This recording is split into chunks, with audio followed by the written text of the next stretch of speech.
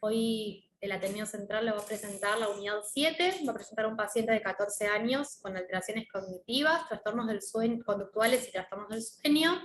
Les pedimos, como siempre, que si tienen preguntas las escriban por el chat, que después se las vamos a comentar al disertor, y si tienen comentarios para hacer, lo mismo los escriban por el chat, ¿sí? Los dejamos con Alejandro Pache, que va a ser el que nos va a presentar el Ateneo.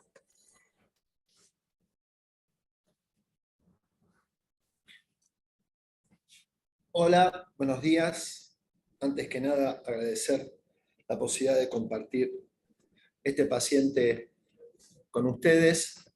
Voy a presentar a Julio. Julio tiene 14 años y 8 meses y es traído por su madre, vecinos ambos, cercanos del hospital, preocupada por diferentes motivos. En el relato materno, lo que más le llamó la atención a la madre, un paciente previamente sano, febril, que las últimas 48 o 72 horas durmió más de 15 horas de sueño por día. Y al despertar lo encontraba apático, irritable, aunque no violento. Tenía despertares espontáneos, pero cuando por cuestiones de la dinámica familiar había que despertarlo, ahí se ponía un poco irritable, pero el despertar era relativamente sencillo. Además, cosa que le generó mucha preocupación, el paciente le refirió a la madre ver imágenes, personas, cosas, especialmente, aunque no exclusivamente al dormirse y al despertar. Realiza las tareas cotidianas de manera mecánica, aunque las interrumpe para volver a dormir. Como les comentaba, a la preocupación por el dormir, estos comentarios acerca de, especialmente al iniciar o al terminar el sueño, de ver personas y cosas, fueron motivo de preocupación para la madre. También refiere comentarios desatinados de cuestiones triviales, cosa por ahí no muy infrecuente en un adolescente, pero le llamaron la atención a la madre. Y en general, educado y respetuoso, respondió con procacidades y comentarios de alto contenido sexual. Esto la perturbó bastante. Por lo demás, al estar 3 días sin concurrir a las actividades escolares, pidió la tarea. Y cuando la madre se acerca una tarde a ver qué estaba haciendo y ve la letra, no la reconoce. Una letra absolutamente diferente a la letra habitual de Julio. Cuando le pregunta y le pide por favor que lo lea, él lo puede hacer, pero con una lentitud casi exasperante. Y muchas de las cosas que había escrito, oraciones o palabras, carecían de sentido. Por último, pero no menor, le llamó mucho la atención algunas características del apetito de los últimos días. Una merienda familiar que la madre había comprado para los 4 componentes de la casa, más de una docena y media de facturas. Cuando va a buscarlas, no encuentra ninguna. Preguntado Julio, les comenta que se las comió una tras de otra. Y esa misma mediodía, cuando la madre se levanta para preparar el almuerzo y busca las existencias en la despensa para hacerlo, encuentra que no encuentra huevos ni leche. Cuando le pregunta a Julio, él le comenta que en uno de sus despertares madrugada se había comido 16 huevos duros y tomado 4 litros de leche, que eran las existencias completas familiares. El examen físico en guardia. Julio se encuentra en buen estado general, está febril, tiene un Tanner 5, de contextura atlética, se encuentra normohidratado, hemodinámicamente estable, normotenso, insuficiencia respiratoria, euneico, parcialmente vigil, hiperreactivo con tendencia al sueño, respuestas verbales monosilábicas, no todas pertinentes. O sea, está conectado, pero tiene una gran tendencia a dormirse, contesta, no inicia, no tiene iniciativa, los diálogos, contesta, no todas las respuestas son pertinentes. Los paracranianos están presentes, reflejos conservados, sensibilidad superficial conservada, ataxia, la sensibilidad profunda y otros aspectos son difíciles de evaluar por la marcada tendencia a adoptar la posición horizontal y dormirse. Como antecedentes personales y familiares a destacar, Julio tuvo un traumatismo encefalocraniano con pérdida transitoria de conocimiento secundaria en un accidente deportivo hace un año. Fue internado en observación las imágenes fueron normales y el alta fue otorgada a las 24 horas. Es un paciente que ha tenido las intercurrencias habituales de la infancia, las vacunas están completas y al día. Cursa actualmente el segundo año de la secundaria, va a jornada completa, tiene un excelente rendimiento académico y aparte es integrante del equipo de atletismo escolar, gimnasia de piso. Ese fue el motivo del accidente. En la prueba de caballete, erró al trampolín, se dio la cabeza contra el caballete y ese fue el motivo del traumatismo. Los fines de semana que no pasa con su familia o que no está compitiendo, también participa en encuentros juveniles de reflexión de un grupo religioso al que pertenece él y la familia. Con respecto a los demás convivientes, la madre tiene 38 años, es una mujer sana, es docente, no ejerce actualmente. El padre tiene 51 años, es sano, es un administrativo medio de una cadena hotelera internacional. Las hermanas, de 9 y 11 años, conviven y son sanas. Julio pertenece a una familia itinerante por el trabajo paterno. Convivieron juntos hasta hace 3 años y en general los destinos principales de la familia fueron la costa este de los Estados Unidos y Oriente Medio, especialmente Egipto y países del Golfo Pérsico. Separación de común acuerdo, inicio de la secundaria de Julio.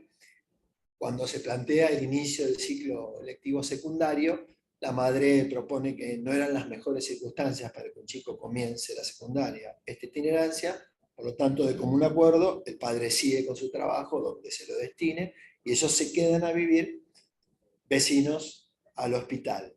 Y desde ese momento, pues, Julio pasa de 1 a 2 meses por año con el padre. Las hermanas no lo acompañan en esas visitas. Según lo expuesto hasta aquí, ¿cuáles son los diagnósticos diferenciales que plantea la audiencia? Solo como breve... Samantha Moroni dice, enfermedad de Lyme se descartó. Vamos a dejar los... Sí, sí, exactamente. Encefalitis inmunomediada, Mónica Gastubo. Bien. Encefalitis autoinmune, doctora Natalia González. Bien. Les recuerdo, mientras tanto, a la audiencia que su paciente previamente sano, de 14 años y 8 meses, sin antecedentes, a destacar personales y familiares, salvo las características de su vida, actualmente viviendo hace 3 años en el país, un traumatismo con pérdida de conocimientos no significativo, el examen físico, salvo la severa tendencia al sueño, no presentó demasiadas otras cosas, obviamente un enlentecimiento de las respuestas, una conexión parcial, si bien enlentecida, cierto grado de apatía, pero todo el resto del examen físico es absoluta y definitivamente normal. Dicen más de ahí, 3 más, dicen encefalitis por algovirus, enfermedad de Wilson, tumor del sistema nervioso central, consumo de drogas, bien, psicosis, bien, bien. Celebro haber intoxicación. despertado el interés de la audiencia. Les quiero comentar una cosa. Me aparece, cuando paso, fíjense, queda todo esto abajo y me va a impedir leer algunas de las cuestiones que tengo para ver. ¿Cómo lo elimino? Esto. Me está interrumpiendo la visualización de alguna de las... ¿Se entiende?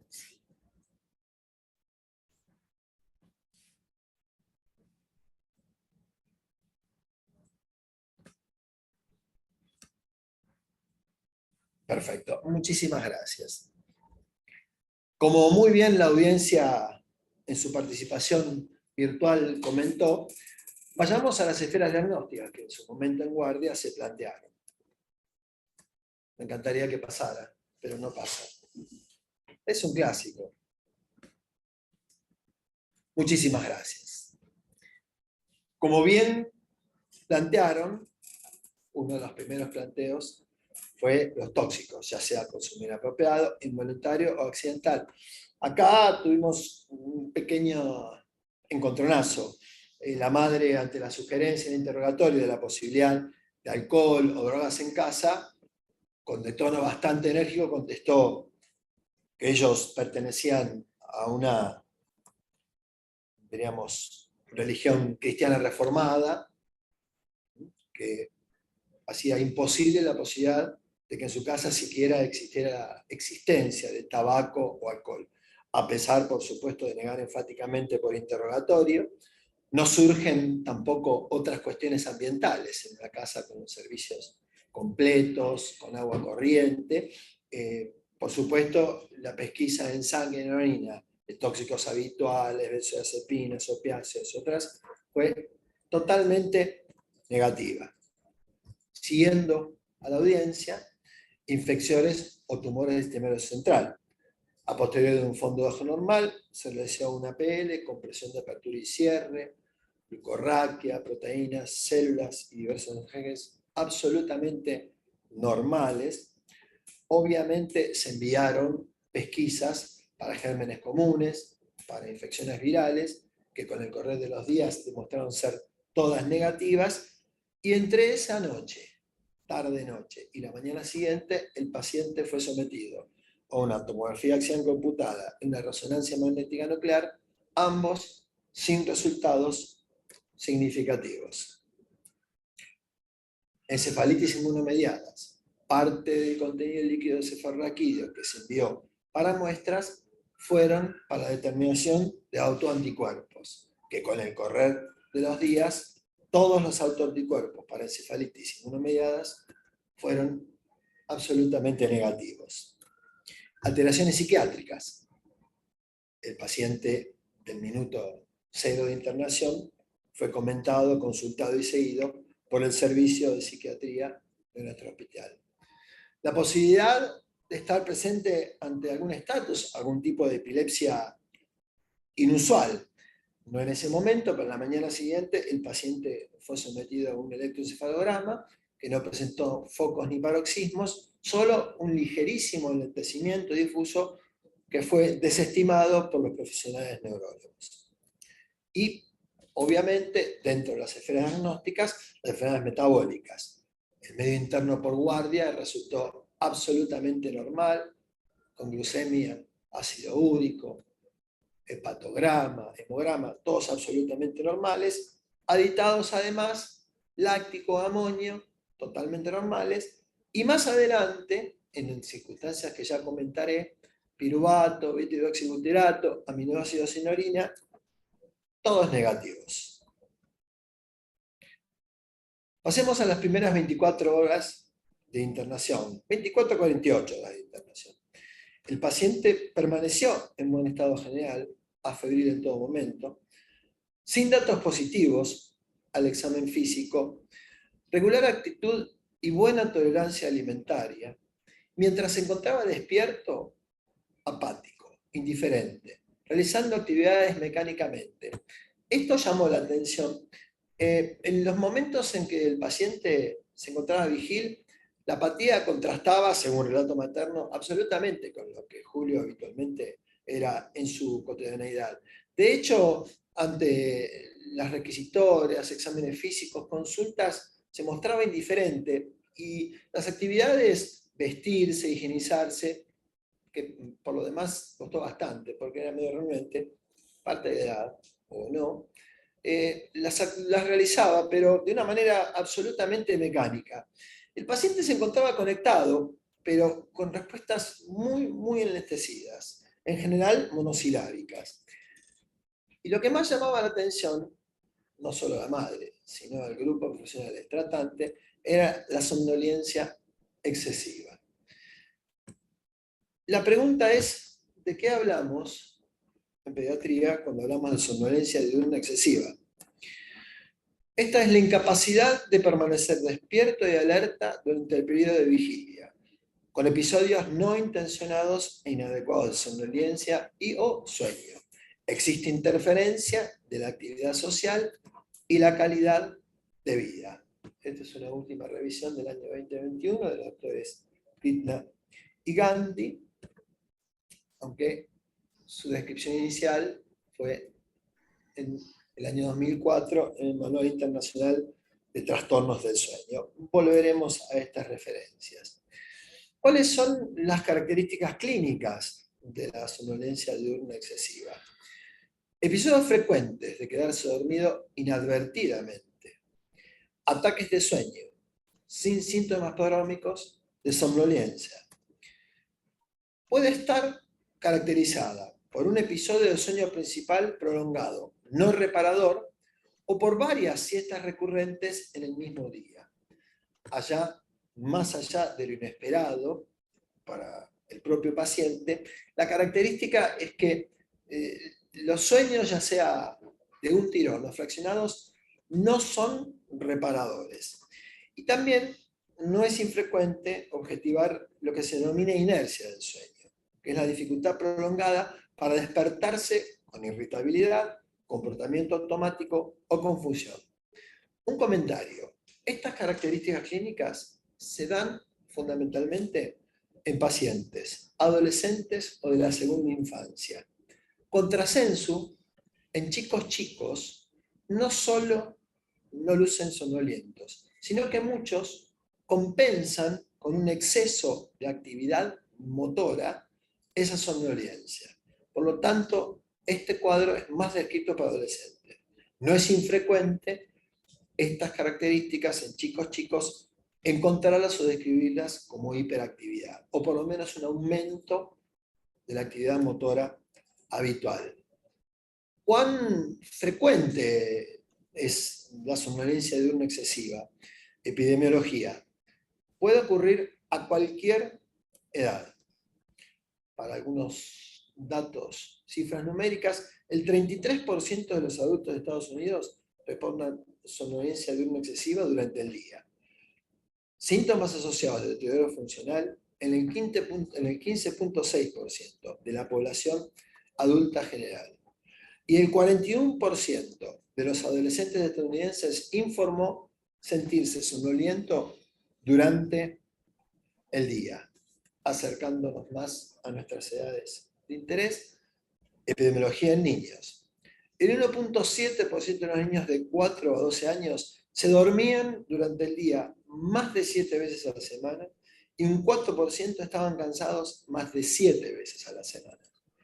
De 987 niños entre 5 y 12 años, el 11 al 12% presentaban somnolencia diurna excesiva y del 18 al 21% describían fatiga durante las horas escolares.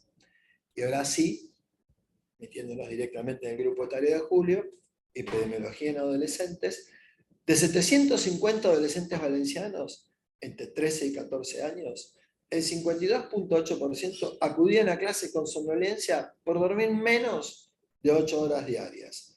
Y de 502 jóvenes de 15 a 19 años, el 55% referían somnolencia en general. El 65% al levantarse de la cama. Y el 30% con una escala de Epworth mayor de 10. Volveremos sobre este dato más adelante. Y lo más perturbador era que solamente el 5% de estos pacientes lo habían referido a su médico. Hablando de somnolencia diurna excesiva, ¿cuáles son las causas? Definitivamente, de la miríada de causas que pasaremos a revisar, es el cerebro el órgano efector de las mismas. Dentro de los ritmos circadianos, entendidos estos como ritmos automáticos, biológicos, de característica periódica, tal vez el ritmo sueño-vigilia sea uno de los más importantes. No sé si era el más importante, pero definitivamente es el que madura y adquiere las características de adulto con mayor precocidad. Ya hay vestigios de su funcionamiento en la vida uterina y se calcula que a los 6 meses de vida está plenamente instaurado como va a ser el resto de la vida.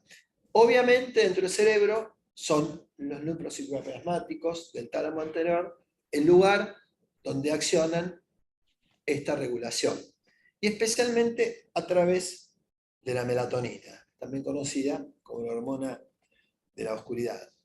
La melatonina es un neuropéptido que es secretado por la pineal y órganos extrapineales, como la retina, que actúa bajo diferentes zeitwerks o temporizadores. Los más comunes son la luz y la temperatura. A mayor luz, menor producción de melatonina. A mayor oscuridad, mayor producción. Y algo análogo sucede con la temperatura. A mayor temperatura corporal, menor producción. A menor temperatura corporal, mayor producción. ¿Cuáles son las causas? Sueño insuficiente, alteración de ritmo circadiano, sueño fragmentado, enfermedades sistémicas, tóxico-medicamentosas, trastornos psiquiátricos y trastornos del sistema nervioso central. Pasemos a revisarlas puntualmente. Debo decir que entre las tres primeras, sueño insuficiente, trastorno del ritmo circadiano y alteraciones, trastornos de sueño insuficiente, se encuentra la mayor cantidad de causas de somnolencia y diurna excesiva. Sueño insuficiente. La Academia Americana de Medicina del Sueño recomienda de edades de 16 a 60 años al menos 7 horas por noche. Para evaluar la somnolencia, manera indirecta de evaluar la efectividad del sueño, existen diversas tablas: Stanford, Karolinska y Epworth. Volveremos después a estas citas. Alteraciones del ritmo circadiano como causa de somnolencia diurna excesiva. Síndrome de retardo de fases, los tradicionales búhos, y síndrome de adelanto de fases, alondras. Como pediatras o como padres nos han referido o hemos padecido estos trastornos de la cotidianeidad, especialmente los adolescentes, por su estilo de vida, donde cada vez horarios más tarde en el día les es difícil conciliar el sueño, con la consiguiente dificultad para despertar, y al revés, en niños ni chicos, el deseo como padres que muchas veces los fines de semana o periodos pudieran despertarse un poco más temprano. Estos pacientes, al contrario, independientemente de la cotidianeidad, tienen un inicio de sueño a horas precoces del día y se despiertan también en horas precoces del día. El desfase horario, viajar a las antípodas y obviamente dormirse en pleno mediodía, insomnio de inicio y mantenimiento, el síndrome hipergamiral, fundamentalmente descrito en invidentes o personas sometidas a aislamiento, y los trastornos del sueño secundarios, a turnos laborales, horario de estudio, también de la consulta y práctica cotidiana. El sueño fragmentado, el síndrome de resistencia de la vía aérea, síndrome de apneas y hipopneas del sueño, trastornos como adenoides, enfermedades sistémicas como la obesidad, la miríada de causas que producen apneas centrales o periféricas. El síndrome de las piernas inquietas. El síndrome de las piernas inquietas es una enfermedad, es un trastorno neurológico crónico sensitivo motor que está caracterizado por la urgencia y la imposibilidad de mantener las piernas inquietas con sensaciones urentes, quemantes, especialmente en actitudes de reposo y o en el sueño. Su etiología es desconocida, aunque se plantean varias hipótesis. Una es la familiar. No pocas veces al hacer un diagnóstico en algún niño o niña, hacemos el mismo diagnóstico retrospectivo en los padres. Existe una hipótesis dopaminérgica donde la alteración de este neurotransmisor provocaría este síndrome, y después hay literatura que lo relaciona frecuentemente con cuadros anémicos. De hecho, a veces estos pacientes se los trata con hierro y se curan. Hay dos formas de inicio, una precoz antes de los 30 años y una tardía. Y después, siguiendo dentro de los sueños fragmentados, los factores medioambientales: luz, ruidos y movimientos. Volvamos a julio. Estamos entre el tercero y el séptimo día de internación.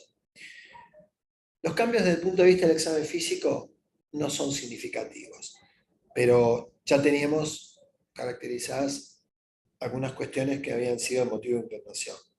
La hipersomnia persistía, y persistía con periodos de más de 15, 16, 17 horas de sueño no reparador, o varias siestas durante el día, de las mismas características. La confusión. El paciente estaba conectado, pero era alternante. Respondía muy enaltecidamente a lo que se le solicitaba, de manera pertinente, aunque no siempre, pero por sobre todas las cuestiones impresionaba una persona confundida. La apatía. La apatía era marcada. Apatía por, diríamos, lo que lo rodeaba, apatía por los interrogatorios o por los exámenes físicos, las pruebas a las que era sometida, llamaba mucho la atención y no se objetivó en esos días alguna actividad que surgiera por motus propio, voluntario. Dentro de lo perturbador, la sensación de irrealidad. En los momentos que estaba despierto, comentaba a los grupos médicos tratantes, la sensación de sentirse en un sueño, como que lo que le estaba pasando no le estaba pasando a él. Y si bien ubicado en tiempo y espacio, esto era algo de la cotidianeidad. Por otro lado, continuaba manifestando alucinaciones visuales, especialmente, aunque no exclusivamente, asociadas con el inicio y con el final del sueño. Y con respecto a las alteraciones de la conducta, acá tenemos que comentar un par de episodios por lo menos perturbadores. La apatía también se extendía a la alimentación. El hecho de alterarse de la comida, comía sin ganas y mecánicamente. Pero una vez, delante de todas las madres, entró en la cocina y, sin inmutarse, vació las existencias, ante por supuesto, digamos, diríamos, ¿qué estás haciendo? De las personas que estaban ahí, se comió todo lo que había de comida que habían guardado para las madres. Y en otra oportunidad, con pretexto de ir hasta el baño, entró y se tomó todas las leches medicamentosas que había para ese día de los pacientes internados. Pero tal vez las más perturbadoras fueran lo que podríamos llamar con, diríamos, exhibicionismo o hipersexualidad. Una vez, aunque no la única, en presencia de la madre, un grupo médico tratante empezó y continuó a masturbarse, realizó en varias oportunidades proposiciones de alto contenido erótico y sexual al grupo de enfermería y médico acompañante, y un par de veces intentó besar, no precisamente amistosamente, e incluso manosear o tocar órganos genitales del grupo médico y de enfermería acompañante. Ante estas objetivaciones, algunos diagnósticos diferenciales más allá de los expuestos que se les ocurra a la audiencia. Sí, preguntaron varias cosas. Bueno, también preguntan sobre si viajó a África con una encefalitis. Escucho atentamente y celebro. Descartar esquizofrenia, el servicio de hipertensión, pregunta. La doctora Mónica Astúe dice, pandemia, exceso de pantalla, pocas horas de sueño nocturno, vínculo nocturno virtuales con padres, con somnolencia diaria, con sueño fragmentado. Y el doctor Miguel del Valle dice, cuadro psiquiátrico.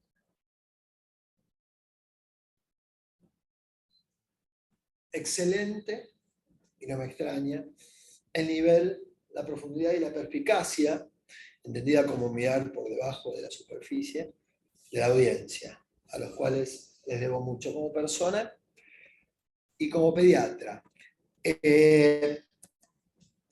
Abuso sexual.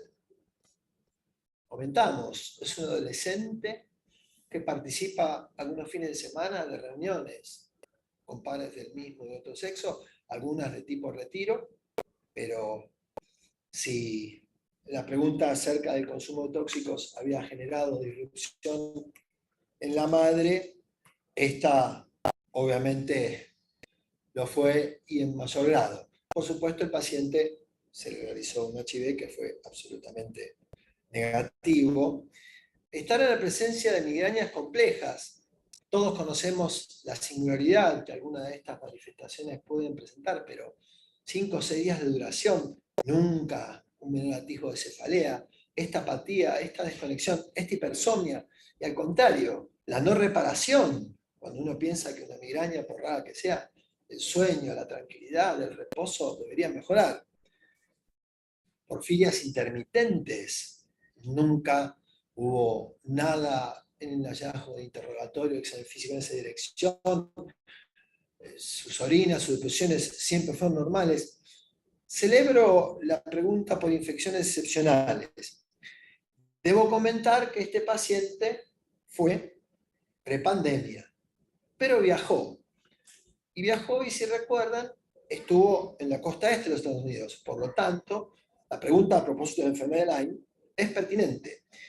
Con furia, tanto la enfermedad de Lyme como la de virus occidental, o otros arbovirus u otras familias virales que pueden dar encefalitis, en general, los tiempos de incubación se miden por lo general en días, con suerte semanas y con mucha furia con meses. Y este paciente hacía 3 años por lo menos que no visitaba ninguno de esos destinos. En África nunca estuvo.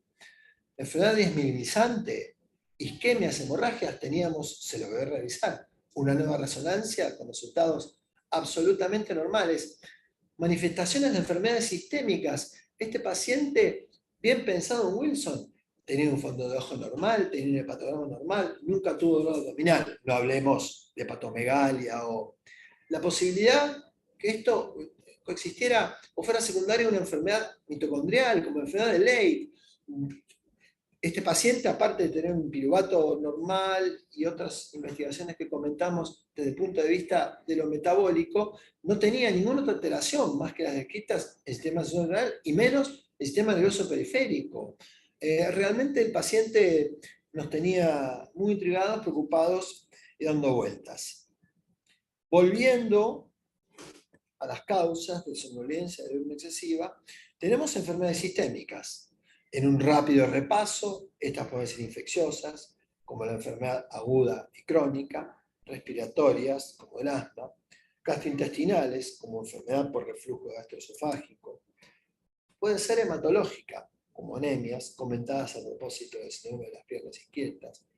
Puede ser reumatológicas, una artritis reumatoidea. Puede ser endocrinológica, como el hiper o el hipotiroidismo.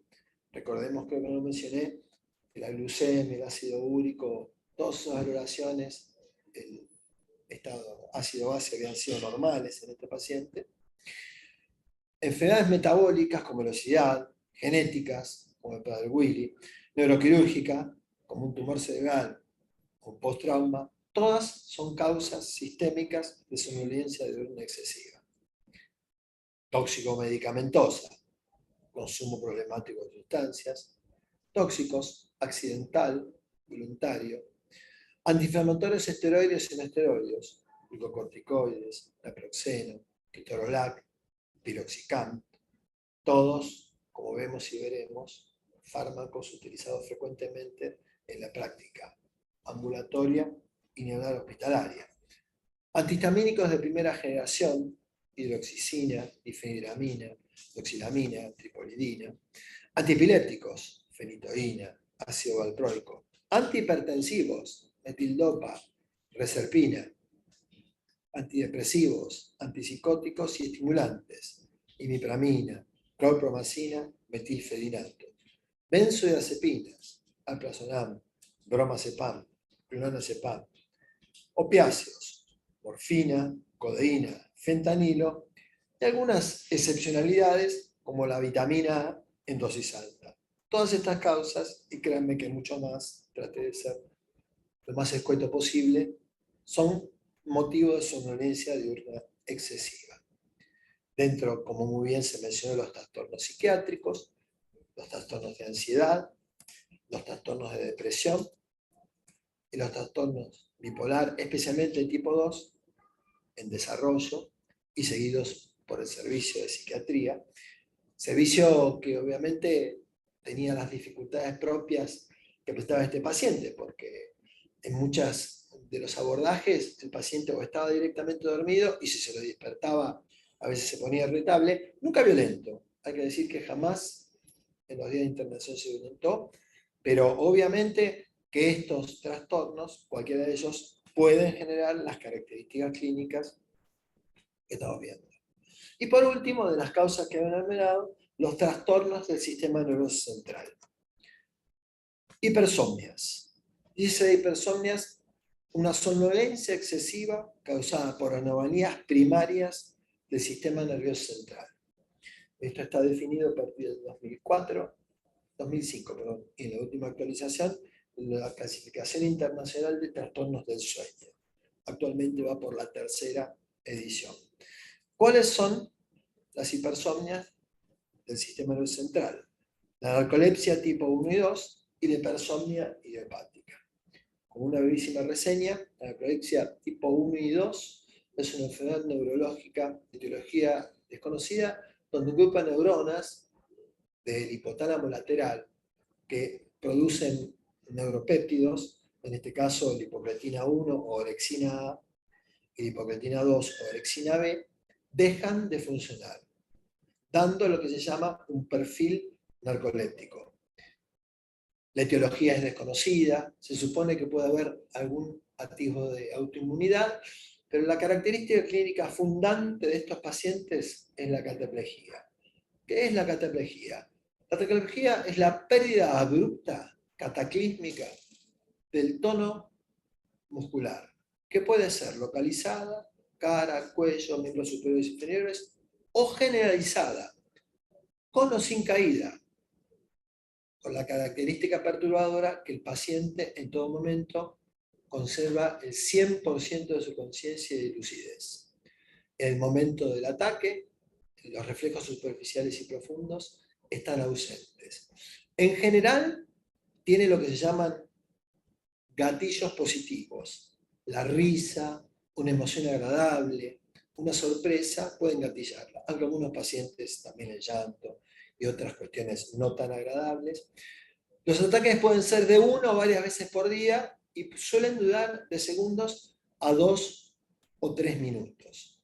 Pero lo que característicamente tienen estos pacientes y que los pone en conjunto es que todos presentan disminución por debajo de los 120 nanogramos por mililitro de hipocreatina 1 o orexina A en líquido cefalorraquídeo y todos comparten un alelo HA de histocompatibilidad de QV1 0602, cosa que no se observa, por ejemplo, en la narcolepsia tipo 2, donde no están presentes estos marcadores, y mucho menos en hipersomnia idiopática, donde ni uno ni otro son situaciones transicionales entre uno y otro paciente. Volviendo al paciente, llega el padre que en ese momento estaba cumpliendo funciones en el norte de Brasil, viaja y reunido con la madre, el grupo médico comenta: me preocupa, pero no me extraña. Cuando comenta esto, le preguntamos el por qué. Y comienza su relato. Hace 3 años, cuando se separan, y Julio va por primera vez a convivir con él, justo recibe la noticia del fallecimiento de un compañero no muy querido de la primaria de Julio. Y desde ese momento, durante 7 días, el padre incluso llegó a pensar en consultar a algún profesional. Julio se encerró en la habitación, dormía casi todo el día, despierto, respondía con absoluta indiferencia y apatía y desinterés a todas las propuestas que el padre le hacía. Él incluso pensó que, si bien desconocido, podía ser el motivo, y por otro lado era la primera vez que Julio se separaba de su familia, de su madre y de sus hermanas. Lo característico es que después de 6-7 días así, y sin otras manifestaciones, de un día para el otro volvió a ser el de siempre y pasó. Pero no fue el único episodio que le llamó la atención. Una vez, también estando con él de vacaciones, tuvo 2 días de fiebre, por una infección viral banal. No le llamó la atención. Con 3 hijos, lo que sí le llamó la atención es lo que vino después. Estuvo varios días, durmiendo, absolutamente cansado, a gatas costaba y mucho despertarlo, no pocas veces irritable, no había forma de que se higienizara, no ordenaba su cuarto, pero lo que más le llamó la atención, porque él con 3 chicos sabe que estas enfermedades muchas veces, y más cuando los chicos son más grandes, todos hemos visto chicos de 3 años, 39 grados corriendo, y adolescentes de 15 con 38 y parece que estuvieran por morir. Pero él asociaba a estas situaciones con una inapetencia marcada, a veces incluso con la ingesta de poco líquido durante el día.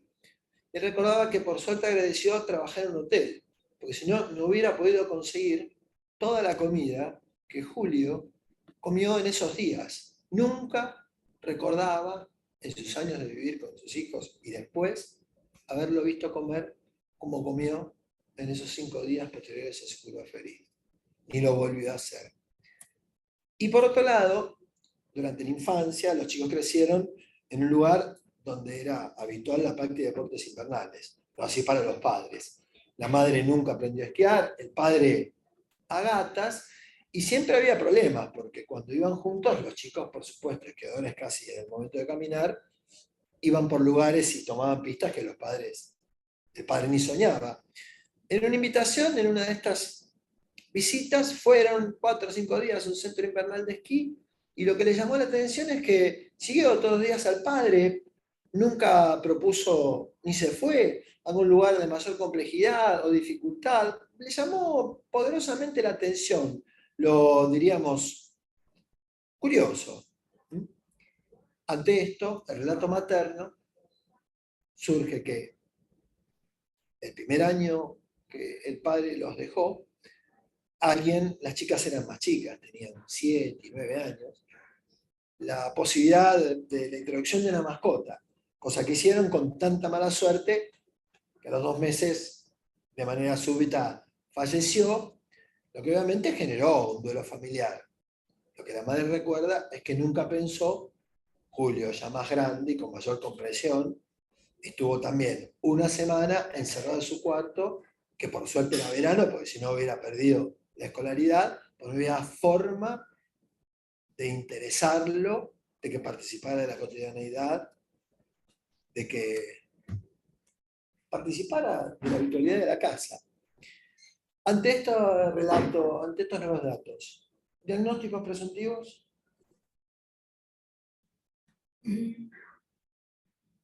Podemos seguir. Sí, Ante el estupor. ¿Sí, escucho, doctora? Depresión reactiva, Samantha Moroni. Y antes Mónica Astudia había dicho, se podría haber monitoreado por electroencefalograma prolongado o polisomno y búsqueda de virus en líquido cefalorráquico. Impecable. Continuemos. Sí. Desde el punto de vista del diagnóstico presuntivo, síndrome de Klein-Levin, entre Morfeo y Dionisios.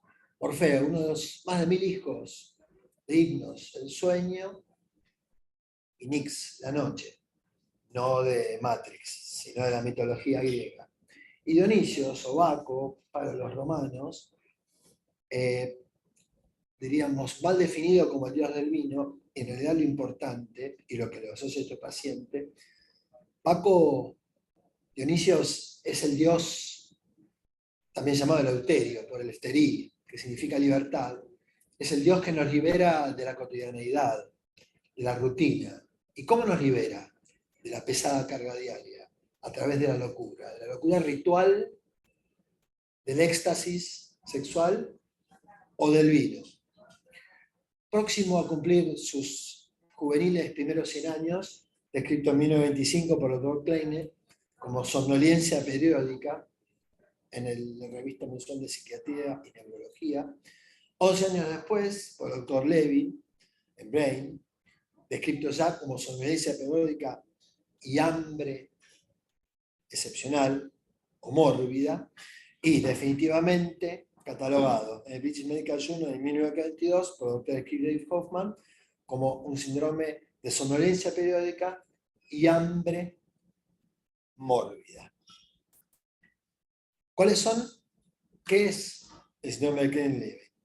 Es un trastorno neurológico poco frecuente de origen desconocido, caracterizado por episodios de hipersomnia recidivantes, remitentes, asociados con alteraciones cognitivas y conductuales, con sueño y funcionamiento global estrictamente normales entre estos.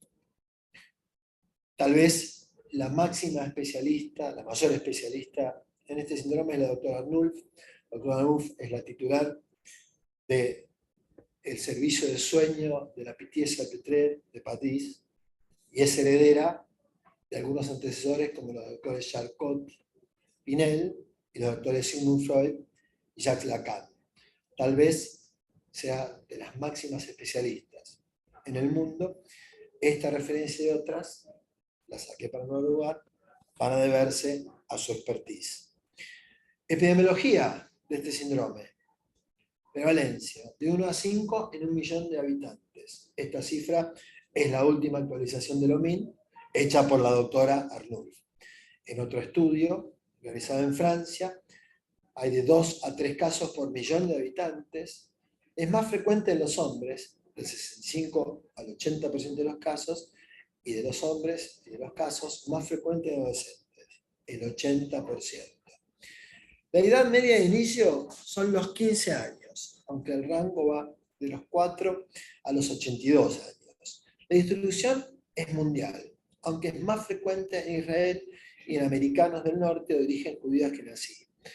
De 1986 al 2005, por ejemplo, en Japón hay descrito 66 o 68 casos, pero su distribución es mundial, aunque más frecuentemente en Israel y judíos de origen americano. El riesgo familiar de padecer este trastorno es bajo, un 1% de enfermedad de primer grado, aunque el 5% son familias múltiples. Puede darse entre hermanos, padre e hijo o primos.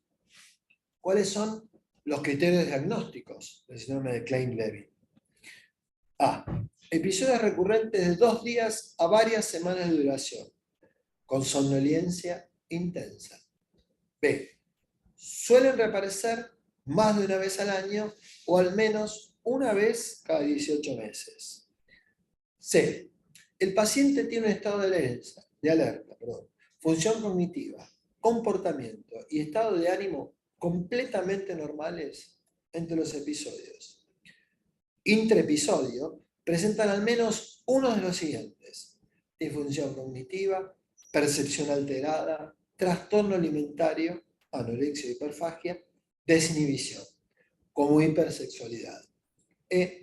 Los síntomas no pueden ser explicados por otro trastorno del sueño, depresión o trastorno bipolar, efectos de medicamentos o drogas, desórdenes metabólicos u otros trastornos neurológicos, médicos o mentales. Vamos a la descripción de cada una de estas características. Episodios de hipersomnia lo presentan más del 95% de los pacientes. En general, son repentinos, graves, de 15 a 21 horas de duración, con ritmos circadianos que muchas veces superan las 24 horas del día. El episodio es recurrente, desde 5 o 6 al año o de 1 en 18 meses. El 70% de estos episodios, en una cifra entre el 72-75%, está precedido por infecciones. Algunos otros estresores serían gatillos, el estrés, la vacunación, los climas extremos, la duración del episodio. Puede durar tan poco como 2 hasta tanto como más de 30 días. Los pacientes en general lucen exhaustos, irritables si se los depriva frecuentemente de sueño. Refieren una gran producción onírica. Recuerdan 12 sueños o más por episodio de sueño. Y el 70% de estos pacientes presentan alucinaciones hipnagógicas o hipnopómpicas, ya sean al inicio o al fin del sueño. ¿Cuáles son las alteraciones cognitivas del síndrome de Klein-Levin? Que presentan más del 95% de los pacientes. Son pacientes que impresionan exhaustos, durmiendo o con los ojos cerrados, totalmente indiferentes a la entrevista médica. en realidad, a todo lo que los rodea. La apatía, que también se encuentra en el mayor del 95% de los casos, es máxima, sin anomalías motoras, sensoriales o de los nervios craneales, sin ataxia ni aterognosia. Estos pacientes tienen dificultades para comunicarse, concentrarse, decidir, memorizar, realizar 2 tareas simultáneamente, coordinar el movimiento y orientarse en tiempo y espacio. La confusión, sin embargo, es leve y los pacientes siguen siendo capaces de responder preguntas complejas, pero con una lentitud que contrasta con su cognición anterior. Siguiendo con las alteraciones cognitivas, en general realizan sus tareas mecánicamente, como autómatas, desinteresados de las ocupaciones habituales. No solo higienizarse, no solo, diríamos, ordenar su habitación o vestirse, sino estos pacientes, o sea, abandonan la comunicación con amigos, las pantallas, el celular. En el relato paterno, en el primer episodio, el duelo por el amigo, y él pensó por el hecho de abandonar por primera vez a su familia, él recordaba que le había tenido que insistir a Julio que respondiera los WhatsApp, que respondiera los mensajes de la familia. Él ni siquiera en esas circunstancias, y él asumiendo como estaba, en la tristeza que tenía, se quería comunicar. Bueno, estos pacientes dejan de tener interés hasta por las pantallas. En general presentan dificultades con la lectoescritura. Pueden leer, pero lo hacen muy lentamente, y en su escritura aparecen cuestiones que no tienen nada que ver con lo que está escribiendo, ya sean como oraciones, como frases o como ambas. En general es frecuente la amnesia, parcial o completa, posterior al episodio. Y como nos sucedió, la entrevista familiar es mucho más informativa que la entrevista y el examen del paciente. Siguiendo con las características fundantes del síndrome de Klein-Levin, la alteración de la percepción, que presentan más del 95% de los pacientes. Estos pacientes tienen una sensación de irrealidad semejante al sueño, pero están conscientes. Ver, oír, oler, sentir frío o calor, dolor, pueden ser erróneamente decodificados.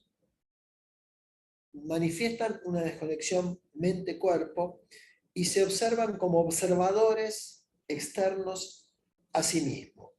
Esto es absolutamente perturbador. Estos chicos refieren como sentirse en un sueño. De hecho, muchos, a veces al inicio del episodio, rompen algún plato o otra parte de la vajilla para saber si están dormidos o despiertos. Les han preguntado a familiares si están vivos o muertos. Ellos se ven como en una burbuja, como por arriba, observándose externamente. De hecho, hay algo particular que en esta patología se llama el test de la ducha. Son pacientes que en general son renuentes a higienizarse, pero entre otras cuestiones tiene que ver porque no quieren ir al baño. ¿Y por qué no quieren ir al baño? Porque el baño en general es el lugar de la casa donde hay espejos, y ellos temen verse al espejo porque no se reconocen a sí mismos o no se saben si ellos mismos se están viendo.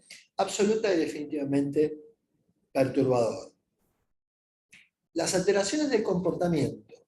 Aquí ya, a pesar de la descripción del sueño, como, diríamos, apetito mórbido y, diríamos, hipersomnia que sí existe, la hiperfagia se da dentro de las alteraciones del comportamiento alimentario. Hiperfagia se da en igual o menos del 50%, que se diferencia totalmente de cualquier tipo de trastorno primero de alimentación porque es pública, sin conductas purgantes, despreocupación absoluta por el peso, y a veces tienen fijación por alimentos y bebidas. Estos pacientes, como pasó en Julio, son capaces de comerse 2 docenas de medialunas, 20 huevos duros, uno tras de otro, sin conductas purgantes. De hecho, está descrito: sacar la comida del plato de sus acompañantes o vaciar la heladera, ni hablar de sus fijaciones alimentarias. Hay gente que se ha comido 2 kilos de manteca porque había inexistencias, o llegó a tomar 15 o 20 litros de jugo sin parar. Algunos, contra sensu, tienen desinterés por alimentarse, sin llegar a una ausencia de apetito total. La desinhibición también igual o menos del 50% de estos pacientes. En general está dado como exhibicionismo o hipersexualidad, masturbarse en público, según referencias hasta sangrar, blasfemar obscenidades de todo tipo, tocar partes pudentas de terceros y hacer propuestas de índole sexual, independientemente de la característica o del sexo del partner de ese momento. Sí, vamos, doctora. Y obviamente comportamientos repetitivos y regresivos. Métodos diagnósticos. Las imágenes estructurales del sistema nervioso central, investigación de líquido cefalorraquídeo, marcadores inflamatorios serológicos, antígenos de histocompatibilidad, monitoreo del sueño, no presentan hallazgos destacables. Aproximadamente un 70% de estos pacientes intraepisodio marca una lentitud en el electroencefalograma, sin actividad comicial.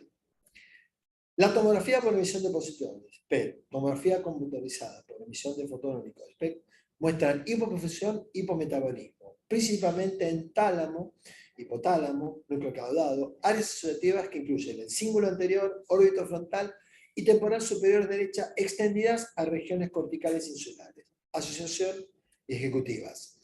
En general, varios presentan una reacción del metabolismo en unión parieto-temporal, que se correlacionaría con la diversidad de la sensación específica de realidad.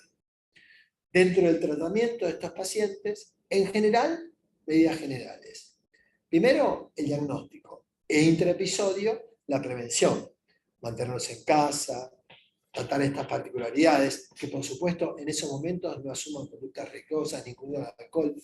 Algunos de estos pacientes han conducido y han atravesado fronteras de países, por ejemplo, de Francia a Bélgica, y han chocado después de conducir kilómetros en pleno episodio.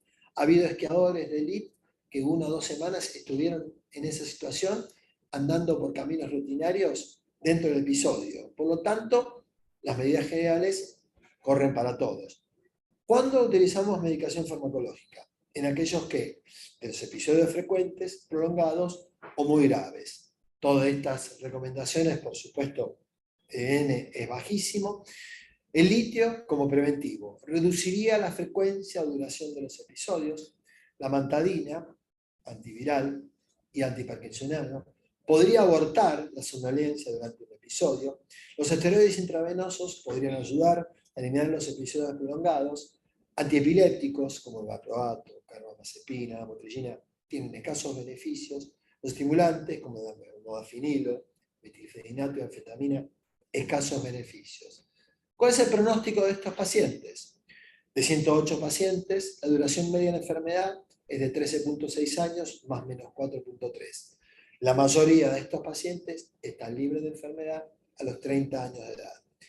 La misma cita de la doctora Isabel Andolfi. Curiosamente, la historia de la humanidad no es ajena a gente que ha dormido durante largos periodos de tiempo. Así, la literatura y la poesía, probablemente basados en hechos reales, habla de individuos que durmieron mucho tiempo. El Ramayana, unos 500 años antes de Cristo, en la gesta épico-poética del dios rey Rama, habla del gigante Kumbhakarna, que fue premiado por sus tareas con 6 meses de reposo. El primer mes, cuando se despertó, se comió todo lo que había alrededor, incluido a los seres humanos.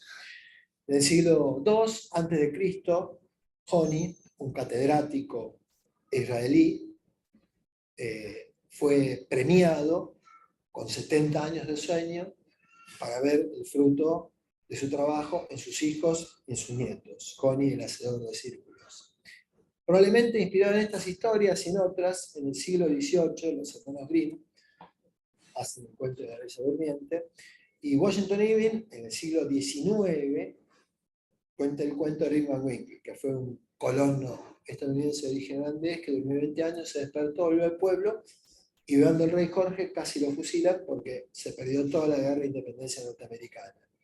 ¿Sí? Un poco más cercano, en 1903, una genial comedia de Woody Allen, donde un almacenero duerme por 200 años. Con métodos ni poéticos ni literarios, en 1991, el Dr. Jones, y investigando la posibilidad de diagnóstico de apneas del sueño, crea lo que en la literatura se conoce como la escala de Edwards de somnolencia. Existen otras, como la de Karolinska y la de Stanford, pero son más utilizadas para estudios poblacionales. Como se podrá dilucidar por su lectura, la escala de Edwards es con sencillas preguntas como ¿cuántas veces usted se queda dormido o tiene somnolencia en situaciones como sentado y leyendo, mirando televisión, sentado inactivo en un lugar público, esperando el cambio de semáforo en el auto, en una puntuación que va desde ninguna hasta muy frecuente? Esta tabla, que ha sido adaptada culturalmente y validada, da una sensibilidad bastante elevada, con puntajes mayor de 10, de la posibilidad de tener en esas instancias un trastorno importante de la alteración del sueño. He aquí la reflexión de la sala y personal. Hemos abrevado por montones de situaciones, algunas patologías y otras no, como alteraciones de conducta, trastornos de la vida cotidiana, medicaciones, situaciones como asma, absolutamente cotidianas. Y voy a hablar por mí. En estas últimas situaciones no se me hubiera ocurrido no investigar, más allá del motivo de consulta, cómo comen, qué medicaciones toman, cuál es su actividad física, y volviendo a hablar por mí, la semiología básica a propósito de cómo duermen, en mi caso, es tendiente a cero. Cosa que es curiosa para una actividad que ocupa casi un tercio de nuestras vidas. Creo que es una reflexión, no en conocimientos específicos, sino, y hablo por mí, la nula semiología a propósito de un interrogatorio básico en cuestiones del dormir. Desde ya, muy agradecido por vuestra atención. Nos está felicitando toda la audiencia. Muy interesante la presentación, excelente. Doctora Wad. Pero preguntas. Sí, ahora le quería primero. Gracias. Laura Monzón, excelente presentación. El servicio de metabólicas. Gustavo Poeta, Arturo de Mena, Mónica, toda la audiencia. Los amigos. Toda la audiencia está felicitándolo y diciendo que interesante el tema y la presentación brillante. Samantha Moroni pregunta, ¿quién pensó en este diagnóstico? ¿El servicio de psiquiatría? No, clínica médica. Clínica médica, unidad 7, porque como a veces sucede con la memoria, uno recuerda cosas excepcionales. Por referencias en la literatura, se nos había quedado fijado esta excepcionalidad de, ni siquiera síndrome, trastorno, y este paciente, curiosamente, cuando sabemos como pediatras que los chicos y las enfermedades no leen los libros, este parecía haberlo leído. Por supuesto que a pesar, y esto es motivo de orgullo, pero quiero que no se entienda como una fanfarronería, casi del minuto 1 pensamos en el diagnóstico, se le realizó todo el pesquisaje que aquí fue expuesto por mí. Bien, la otra pregunta, para no leer un comentario raro, la confusión, este síndrome es una parte de una enfermedad mental que en un futuro se sabrá. Con respecto a esto, es interesante, porque hace muchos años veíamos menos, pero no hubiéramos tenido la oportunidad de, por ejemplo, descartar por autoanticuerpos encefalitis inmunomediadas. Como dije, esta enfermedad, esta entidad está por cumplir sus juveniles 100 años. Y si bien no hay cifras en exorbitantes, muchos de estos pacientes, como la doctora Arnulf, principal autoridad en este tema, comentó, a los 30 años están libres de enfermedad. Obviamente, en 100 años, y supongamos 500 pacientes en el mundo, falta tela por cortar. Pero hasta estos momentos, es más, ya que estamos en el tema, estos pacientes, sus familias no tienen incidencias aumentadas de enfermedades ni neurológicas, ni psiquiátricas, ni metabólicas, insisto, salvo la narcolepsia tipo 1, que es otra entidad, es una hipersomnia bien determinada, de HLA, donde hay marcadores de neurotransmisores descendidos. Esto han sido intensamente, es más, en 2021 la doctora Null propiamente descree un grupo norteamericano postula una teoría entre una desbalance entre, diríamos, los estímulos GABAérgicos y de glutamato, y muy cortésmente la autora responde que entre la estimulación GABAérgica y el glutamato es casi el 80% de la neurotransmisión sináptica. Por lo tanto, hasta ahora no hay nada, y han sido profundamente investigados, que podamos decir que es parte de otra cosa. Mucha gente piensa que va terminando siendo algo que tener que ver con la autoinmunidad. Fíjense en los tratamientos, el litio como inmunomodulador, como antiinflamatorio, pero no hay nada hasta ahora.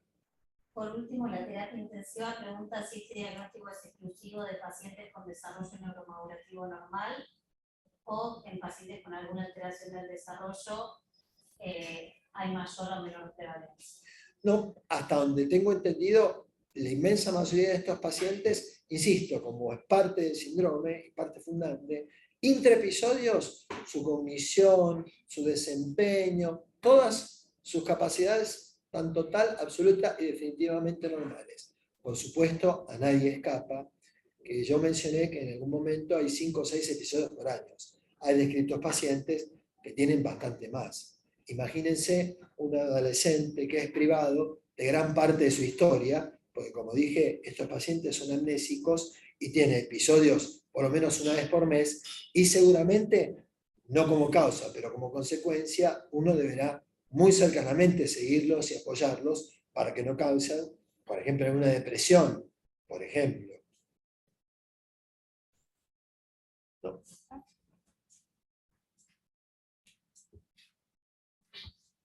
Bueno, queremos agradecerle al doctor Alejandro Pache por la excelente presentación, a la unidad 7 y a toda la audiencia por haber participado. Y antes de que se vayan, perdón doctora, una pequeña reflexión, esto sí a propósito, hablando de Julio. Hablar sobre enfermedades es una pálida introducción a las 1001 noches. Gracias, doctora. No, gracias a usted, doctor. Muchas Y gracias. nuevamente gracias a toda la audiencia y los esperamos el jueves que viene para el próximo Ateneo Central.